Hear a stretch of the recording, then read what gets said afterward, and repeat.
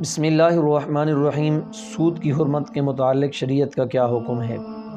میرے محترم سامعین، گزشتہ ایک ویڈیو میں نے آپ حضرات کے سامنے 7 چیزیں جو انسان کو ہلاک کر دینے والی تھیں، ان میں ایک چیز وَأَكْلُ الرِّبَا، سود کے کھانے کے متعلق بھی حضور انور صلی اللہ علیہ وسلم نے فرمایا کہ یہ تمہیں ہلاک کر دینے والی چیز ہے۔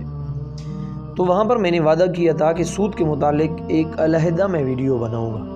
تو آج کی اس نشست میں آپ حضرات کے سامنے سود کے متعلق چند باتیں عرض کروں گا۔ ایک بات تو میں نے یہ عرض کرنی ہے کہ سود کا لغوی اور اصطلاحی معنی کیا ہے۔ نمبر 2، سود کھانے والے کا انجام کیا ہے۔ میرے محترم، سود کا لغوی معنی ہے بڑھوتری، زیادتی، اور اصطلاحی شریعت میں کہتے ہیں کہ ایسی زیادتی، ایسی بڑھوتری جو کسی مالی معاوضے کے بغیر تمہیں حاصل ہو۔ میرے محترم، جو آدمی سود کھاتا ہے، اب اس کا انجام بھی دیکھیے۔ رب العالمین نے فرمایا کہ الذین یأکلون الربا لا یقومون الا کما یقوم الذی یتخبطہ الشیطان من المس، کہ جو آدمی سود کھانے والے ہیں یہ اللہ کے سامنے نہیں کھڑے ہو سکیں گے مگر اس طرح جس طرح شیطان نے چھو چھو کر اسے خبتی بنا دیا ہو، پاگل بنا دیا ہو، کوئی اسے پتہ نہیں ہوش و حواس کا۔ یہ اللہ تبارک و تعالیٰ کے سامنے ایسے کھڑے ہوں گے پاگلوں کی طرح۔ یہ کیوں ہوگا؟ ذالک بانہم قالوا انما البیع مثل الربا، یہ اس وجہ سے کہ یہ کہتے تھے کہ جی بے یہ تو مثل سود ہی کی ہے، اس میں کوئی فرق نہیں ہے، حالانکہ میں اللہ نے فرق کر دیا ہے۔ وَأَحَلَّ اللَّهُ الْبَيْعَ وَحَرَّمَ الرِّبَا، بے کو میں اللہ نے حلال کیا اور سود کو میں اللہ نے حرام کر دیا ہے۔ تو یہ ان کو سزا اس لیے ملے گی کہ یہ ایک تو سود کھانے والے ہیں، دوسرا سود کے متعلق یہ حلت کے قائل ہیں۔ یہ کہتے ہیں جی سود یہ بے ہی کی طرح ہے، کوئی اس میں فرق نہیں ہے، لہذا جس طرح بے حلال ہے یہ سود بھی حلال ہے۔ تو یہ حلال کہنے کے جرم میں اللہ تبارک و تعالیٰ فرماتے ہیں یہ میرے سامنے کھڑے نہیں ہو سکیں گے، جب کھڑے ہوں گے بھی صحیح تو وہ پاگلوں کی طرح کھڑے ہوں گے۔ میرے محترم سامعین، یاد رکھنا قرآن کریم میں اللہ تبارک و تعالیٰ نے یہ 3 پارے کے اندر اس مسئلے کو بیان کیا، یہ 6 رکوع ہے۔ اللہ تبارک و تعالیٰ فرما رہے ہیں یمحق اللہ الربا ویربی الصدقات، لوگو میں اللہ سود کو مٹانے والا ہوں اور صدقات کو بڑھانے والا ہوں۔ تو یاد رکھنا یہ سود انسان کے پاس جتنا بھی جمع ہو جائے، جتنا بھی مال آ جائے، رسول انور صلی اللہ علیہ وسلم نے فرمایا انجام اس کا بہتر نہیں ہوگا، یہ ختم ہو جائے گا، یا دنیا کے لحاظ سے انجام برا ہے یا اخروی لحاظ سے۔ لہذا انسان حرام کے مال سے بچے، اس کے بہت سارے نقصانات ہیں۔ ایک نقصان تو آگے اللہ تبارک و تعالیٰ نے خود ذکر کیا، فرمایا فَإِن لَّمْ تَفْعَلُوا فَأْذَنُوا بِحَرْبٍ مِّنَ اللَّهِ وَرَسُولِهِ، اگر تم سود سے باز نہیں آؤ گے تو پھر اللہ اور اس کے رسول کی طرف سے تمہارے لیے اعلان جنگ ہے۔ جب اللہ اور اس کے رسول اعلان جنگ کر رہا ہے اور یہ انسان جنگ کے لیے تیار ہو گیا ہے، تو پھر اس کو کیسے فتح حاصل ہونی ہے اور پھر اسے کیسے راحت اور سکون ملنا ہے۔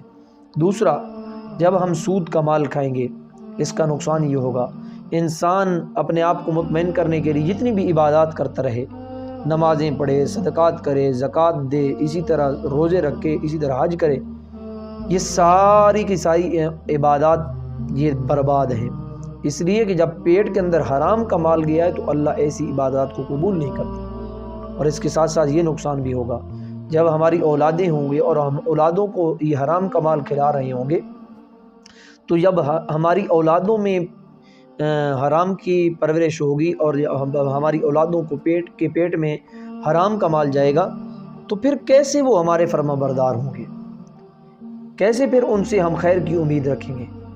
یاد رکھنا جب ہم اپنی اولادوں کی پرورش حرام کی مال سے کریں گے اور ان کے پیٹوں میں حرام کا مال پہنچائیں گے، تو پھر کبھی بھی یہ امید نہ رکھنا کہ وہ ہماری اولاد نیک ہوگی۔ آج معاشرے میں جو پریشانیاں نظر آ رہی ہیں، اکثر لوگ یہ شکوہ کرتے ہیں کہ جی اولاد کہنا نہیں مانتی، نافرمان ہے۔ اگر ان کی تہ میں پہنچا جائے اور اگر ان کو دیکھا جائے تو اس کی مین وجہ یہی ہے کہ آج ہم نے حلال و حرام کے درمیان تمیز کرنا، فرق کرنا چھوڑ دیا ہے۔ اگر چاہتے ہو کہ ہماری اولاد نیک ہو، فرما بردار ہو، تو پھر میرے محترم ان کے پیٹ میں حرام کا لقمہ نہ پہنچائیے۔ دوسرا، اگر چاہتے ہو کہ ہماری اولاد بھی سنورے، ہماری آخرت بھی سنورے، تو پھر ان چیزوں کے قریب نہ جائیے۔ اس لیے کہ حضرت سیدنا عبداللہ بن مسعود رضی اللہ تعالیٰ عنہ فرماتے ہیں کہ نبی اکرم صلی اللہ علیہ وسلم نے فرمایا کہ میں محمد رسول اللہ صلی اللہ علیہ وسلم بھی اس شخص پہ لعنت کرتا ہوں جو سود کھانے والا ہے یا کھلانے والا ہے۔ میرے نبی نے ان پہ لعنت کی ہے۔ اور اسی طرح فرمایا جو آدمی اس پہ گواہ بنے گا اور جو ان معاملات کو لکھے گا، ان چاروں کے اوپر لعنت ہے۔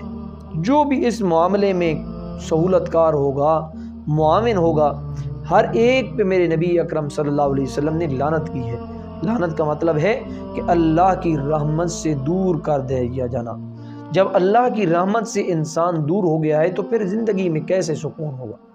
زندگی میں سکون تو تب ہی ہوگا جب اللہ کی رحمت شامل حال رہے گی۔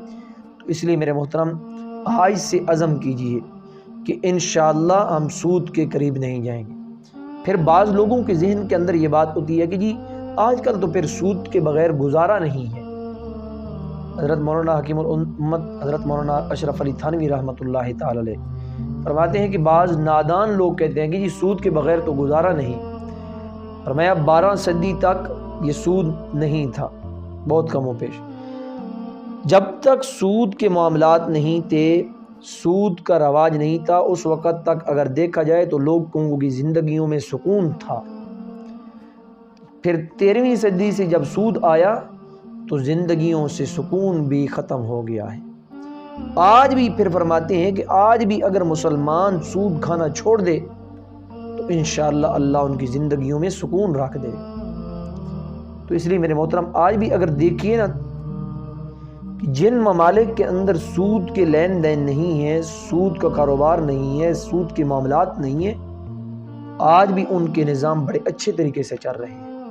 اور جس ملک کے اندر سود عام ہوگا، معاملات ہوں گے، لین دین ہوں گے، کاروبار ہوں گے، تو پھر یاد رکھنا ان کا حال آئے دن کمزور ہوتا جائے گا اور آئے دن وہ پریشانیوں کا شکار ہوں گے۔ دعا ہے پروردگار عالم سے اللہ ہم سب کو قرآن و سنت کے ان مضامین کو اور قرآن سنت کے ان فرامین کو سمجھنے کی، پھر اس پہ عمل کرنے کی توفیق نصیب فرمائے۔ وما علینا الا البلاغ۔